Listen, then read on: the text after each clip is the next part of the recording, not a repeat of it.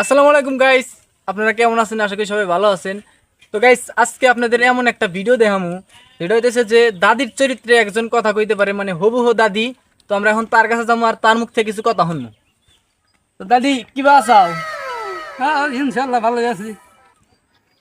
মানে এই যে ঈদ যে আসতে, কালকে যে ঈদ, তো এই ঈদে তোমাকে কেউ কিছু দেয় নাই?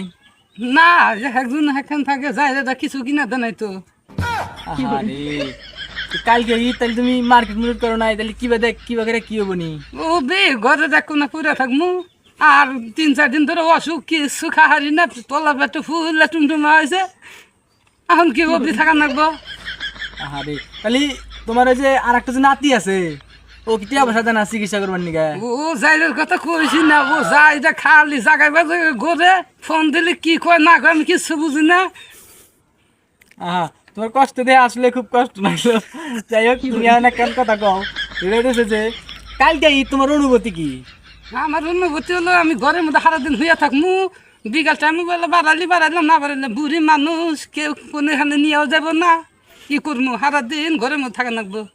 হ্যাঁ, আসলে খুব কষ্ট পেলাম তোমার কথা শুনে। ওই যে তোমার যে আগের তরেকের জামাই আছে, ও আর কি খবর? না, ওই না ফোন টোন দিয়ে কোনো খোঁজ খবর কিছু শুনে না।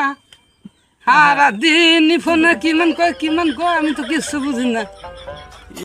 তো গাইস, ভিডিওটা কেমন লাগলো? আশা করি অনেক ভালো লাগছে গাইস। ভিডিওটা ভালো লাগলে পেজটা ফটাফট ফলো দিয়ে দেন, আর লাইক কমেন্ট শেয়ার করেন। আর এই ভিডিওর কোন ডায়লগটা আমাদের সবচেয়ে বেশি ভালো লাগছে অবশ্যই কমেন্ট করেন। আর যদি এইরকম ভিডিও আরও চান তাহলে অবশ্যই কমেন্ট করেন। ধন্যবাদ।